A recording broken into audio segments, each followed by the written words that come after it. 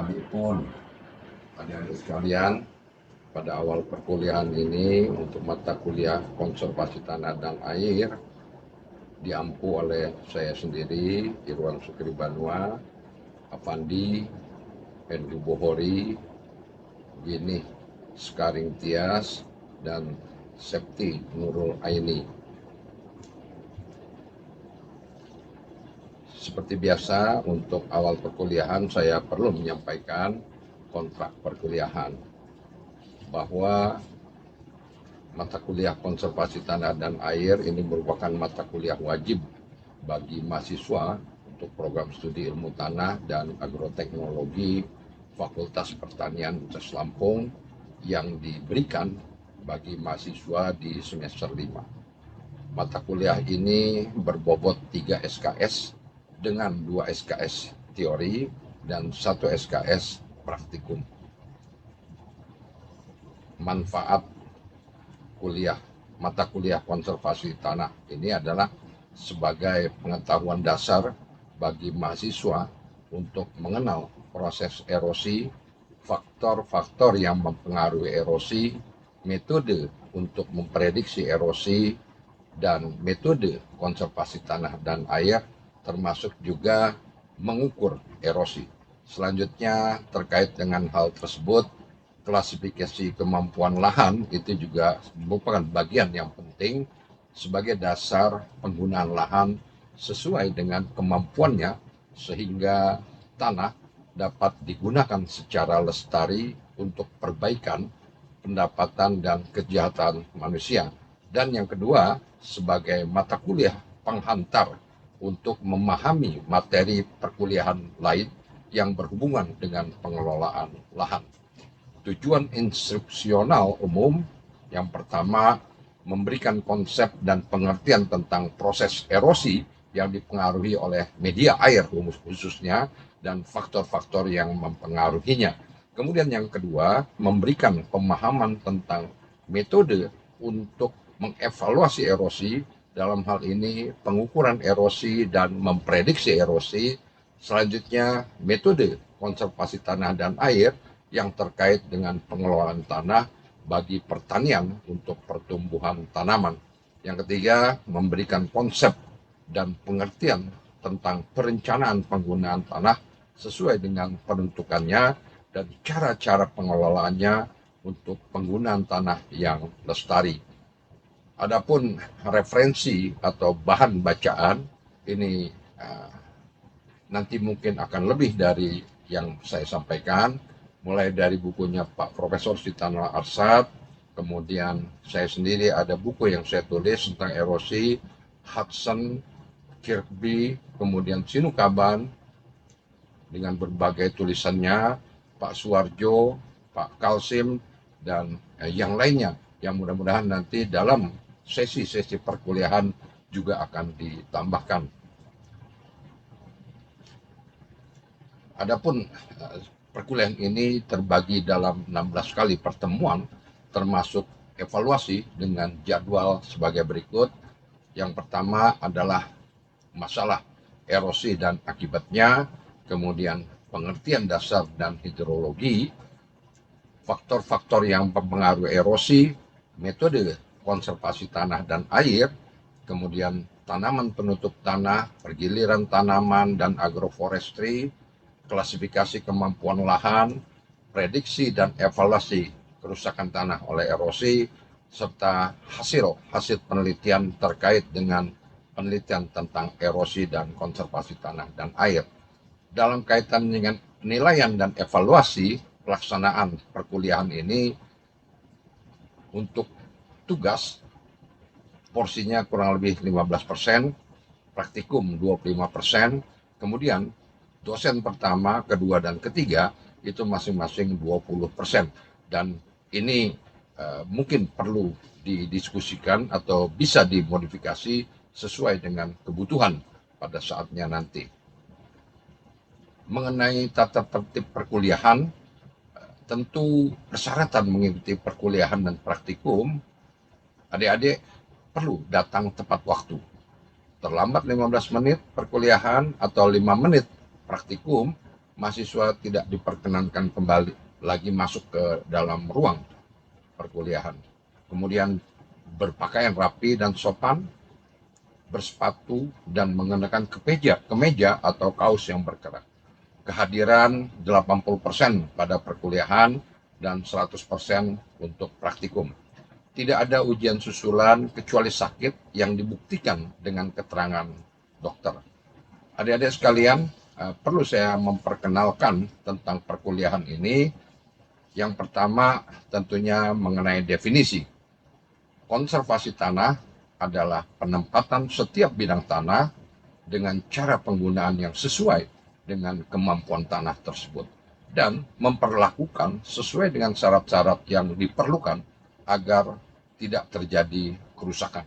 Sifat-sifat fisik, sifat kimia, dan kondisi topografi ini merupakan penentu kemampuan tanah untuk suatu penggunaan dan tindakan yang diperlukan. Sementara konservasi air adalah penggunaan air yang jatuh dari curah hujan tentunya untuk bidang pertanian seefisien mungkin dan pengaturan waktu aliran sehingga tidak terjadi banjir tentunya pada musim hujan dan cukup air pada musim kemarau. Adik sekalian, sebagai gambaran awal perlu disampaikan tentang masalah erosi dan akibatnya. Namun sebelumnya perlu kita sepakati dulu terkait dengan definisi tanah. Tanah adalah suatu benda alami yang heterogen, yang terdiri atas komponen-komponen padat, cair, dan gas, dan mempunyai sifat serta perilaku yang dinamik. Benda alami ini terbentuk oleh hasil kerja interaksi antara iklim, jasad hidup atau organisme terhadap bahan induk yang dipengaruhi oleh relief atau topografi tempatnya terbentuk dan tentunya waktu yang dapat digambarkan dengan hubungan fungsional bahwa tanah itu merupakan fungsi dari iklim, organisme, bahan induk, relief, dan waktu. Dalam memandang tanah, kita bisa melihat dari dua konsep utama. Yang pertama, tanah sebagai hasil hancuran biofisiko-kimia. Kemudian yang kedua, tanah sebagai habitat tumbuh-tumbuhan. Konsep atau pandangan tersebut akan memberikan dua jalur pendekatan di dalam kajian kita tentang ilmu tanah. Pendekatan yang pertama adalah pendekatan pedologi. Tanah sebagai benda alami, kita mempelajari proses dan reaksi biofisiko-kimia yang berperan. Kemudian kandungan dan penyebarannya. Oleh karena itu, berdasarkan pendekatan pedologi, timbullah spesialisasi tentang fisika tanah, kimia tanah, biologi tanah, dan yang lainnya. Kemudian pendekatan yang kedua adalah pendekatan edapologi, di mana kita mempelajari tanah sebagai tempat tumbuh-tumbuhan dan penyedia unsur hara. Kita perlu mengetahui bagaimana meningkatkan produktivitas tanah dan bagaimana menggunakan tanah supaya bisa digunakan dalam jangka panjang atau lestari. Nah, berdasarkan pendekatan edapologi ini, maka tanah memiliki dua fungsi. Yang pertama, sebagai sumber unsur hara bagi tumbuhan. Yang kedua, sebagai matriks akar tumbuhan berjangkar dan air tanah tersimpan, serta tempat unsur hara dan air kita tambahkan. Hilang atau menurunnya fungsi tersebut disebut dengan kerusakan atau biasa dikatakan juga degradasi tanah. Nah, para ahli mencoba untuk mendeskripsikan, menginventarisir kerusakan tanah atau degradasi tanah paling tidak disebabkan oleh 4 hal. Yang pertama adalah kehilangan unsur hara dan bahan organik dari daerah perakaran. Kemudian yang kedua, terkumpulnya garam atau senyawa beracun di daerah perakaran. Yang ketiga, penjenuhan tanah oleh air. Dan yang keempat, oleh erosi. Nah, dari keempat penyebab kerusakan tanah ini, maka kita memandang bahwa erosi ini menyebabkan dampak yang jauh lebih besar dan sangat penting untuk dikendalikan karena erosi dapat menimbulkan dampak di tempat kejadian erosi dan di tempat erosi itu diendapkan.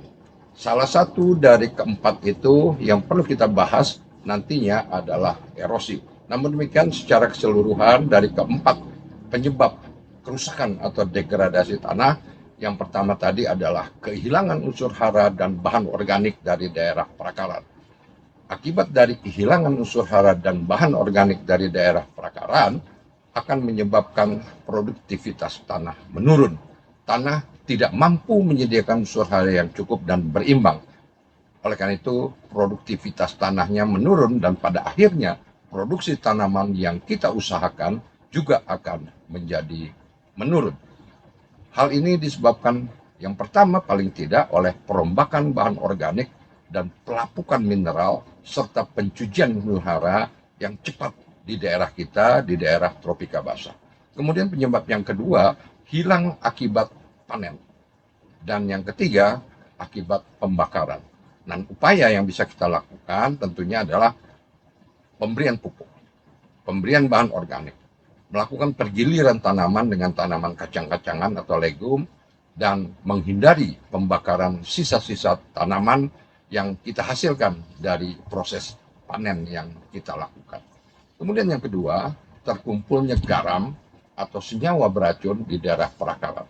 Di daerah Belitung Keling, daerah pantai, ini pada saat musim kemarau, maka umumnya garam-garam natrium itu akan terakumulasi di bagian atas akibat dari kapilerisasi.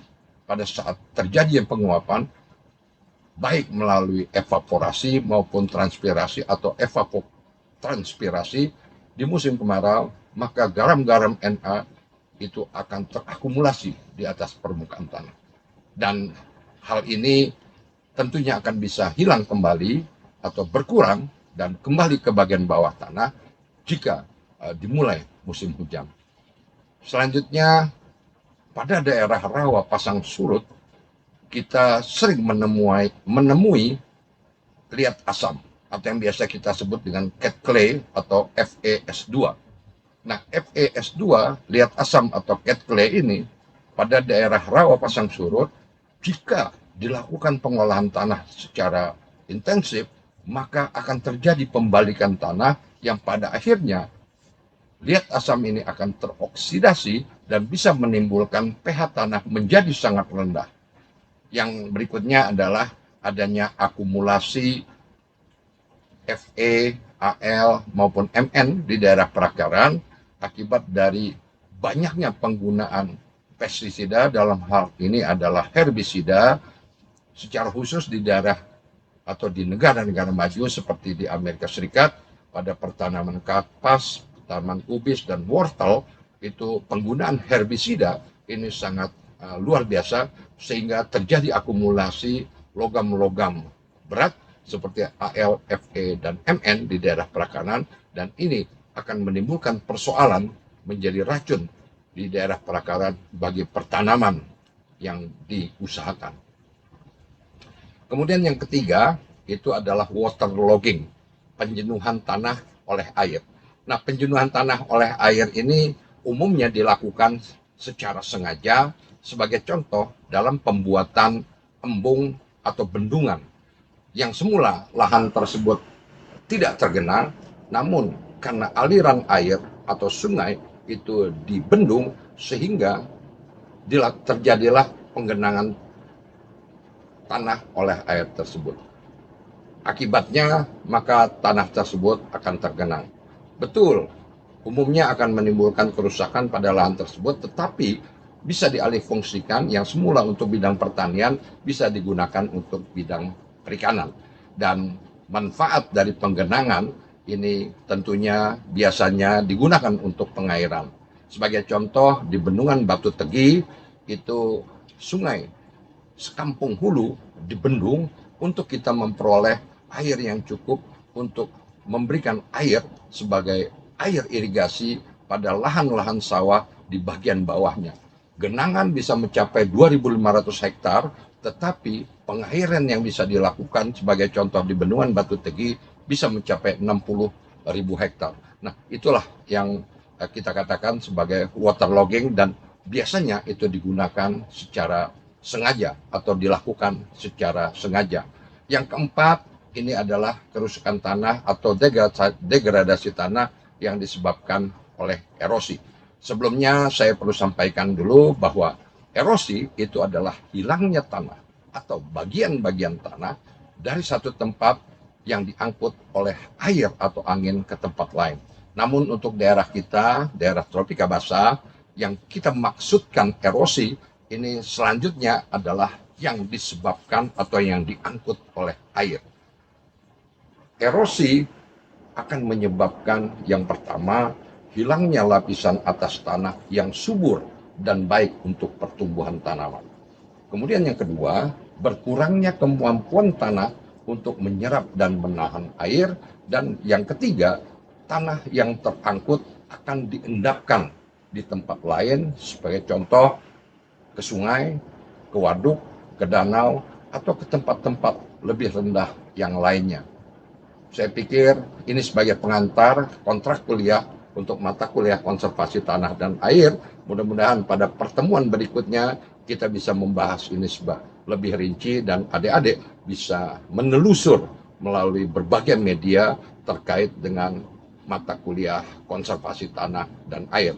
Mohon maaf atas segala kekurangan. Saya akhiri dengan wassalamualaikum warahmatullahi wabarakatuh.